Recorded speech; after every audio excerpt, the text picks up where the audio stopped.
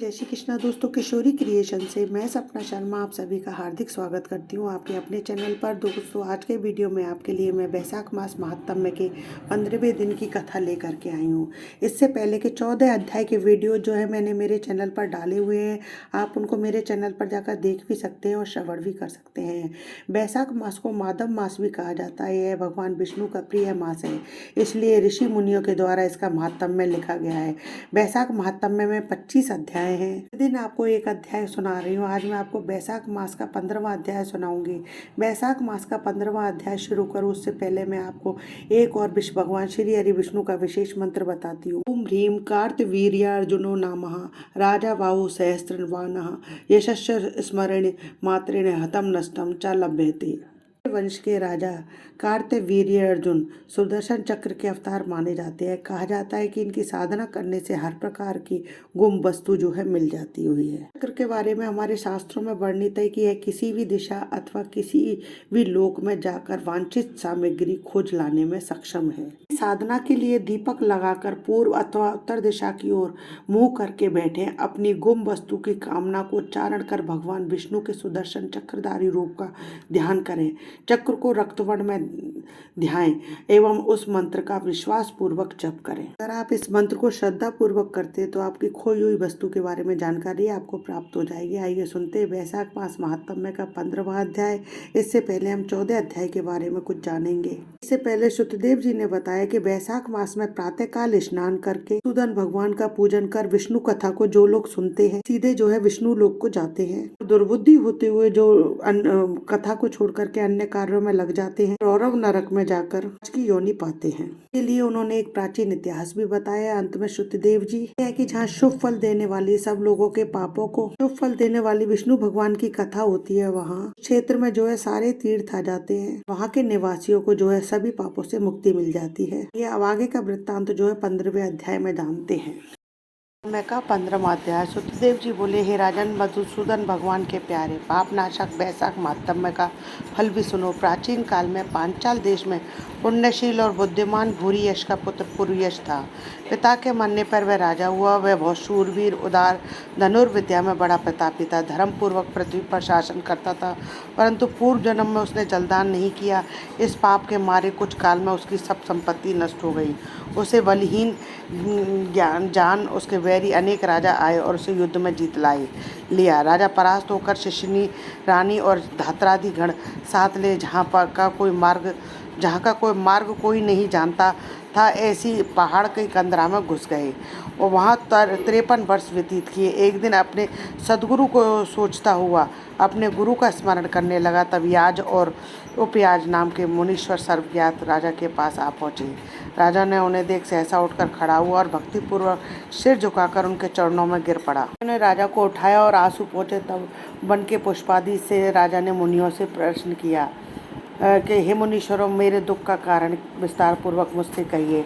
मेरे सत्कर्म करते हुए भी सारी संपत्ति नष्ट हो गई और मुझे महान कष्ट क्यों भोगना पड़ रहा है। राजा के अत्यंत दुख भरे वचन सुन थोड़ी देर ध्यान कर वे दोनों मुनि याज और प्याज बोले, हे राजन सुन, तू पिछले 10 वर्षों से अत्यंत घोर पापी व्याग रहा है। संपूर्ण जीव मात्र की हिंसा में तत्पर रहा है। तूने कभी भी विष्णु भगवान का ना तो नाम लिया, ना ध्यान किया, ना ही उनको नमस्कार किया। राजन, ऐसे करते करते तेरे 9 जन्म बीत गए हैं। फिर 10वें जन्म में तू सहयाद्रि पर व्याध का जन्म धारण कर मार्ग के पथिकों को कष्ट देकर और गौड़ देश की प्रजा का मांस भक्षण करके समय बिताया करता था। मृग और पक्षियों के छोटे छोटे बच्चों को वध करने के कारण तेरे इस जन्म में संतान नहीं हुई। तूने विश्वासघात किए, इसी से तेरे सहोदर भाई नहीं मिले। मार्ग में यात्रियों को घोर कष्ट देने से तेरे मित्र नहीं है। साधुओं का तिरस्कार करने से तुझे शत्रुओं ने पराजित किया है। कभी दान नहीं दिया, इस दोष से तेरे घर में दरिद्रता आई। सदा उद्वेग कराने से तुझे देश निकाला हुआ। सबका हित करने से तुझे अत्यंत दुसह दुख भोगने पड़े। सदा क्रूर कर्म करने से भोजन भी नहीं मिलता है। इन सभी कर्मों के द्वारा इस जन्म से तेरा राज्य छिन गया है। अब हम तेरे सतकुल में जन्म लेने का कारण बताते हैं। अब जब 10वें जन्म में तू गौड़ देश में था, तब पथिकों को बड़ा कष्ट दिया करता था। एक दिन कंटक में वन में 2 वैश्य और कर्षण नामक मुनि वहाँ आए, जिनमें से एक वैश्य को तूने मार डाला और उसका सब धन छीन लिया। दूसरा अपनी जान बचाकर अपने धन को कहीं लता पत्रों में फेंक गया। कर्षण मुनि भी अपनी मृत्यु के डर से धूप में भागे तो तृषा धूप से व्याकुल मूर्छित तो गिर पड़े।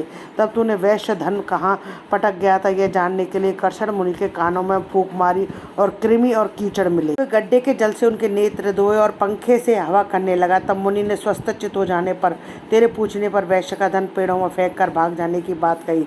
तब तू मुनि को सुखपूर्वक चले जाने की कहकर गहन वन में चला गया। यह भी तूने अपने कार्य की सिद्धि के लिए मुनि की रक्षा की थी, तब भी उस पुण्य के प्रभाव से तेरा जन्म महापुण्यवान विशाल राजवंश में हुआ।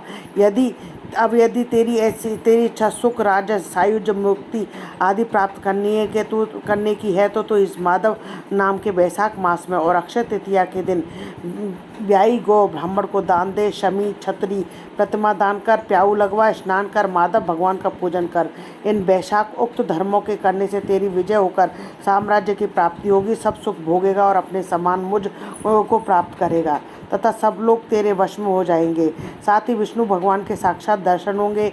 ऐसे कुल पुरोहित दोनों ब्राह्मण याज और प्याज राजा को समझाकर अपने अपने घर चले गए। तब राजा ने अपने पुरोहितों की आज्ञा से के अनुसार अपनी बची हुई सेना को संग ले संपूर्ण कुटुंब सहित पांचाल नगरी में प्रवेश किया और वैशाख के सब धर्मों को करने लगा।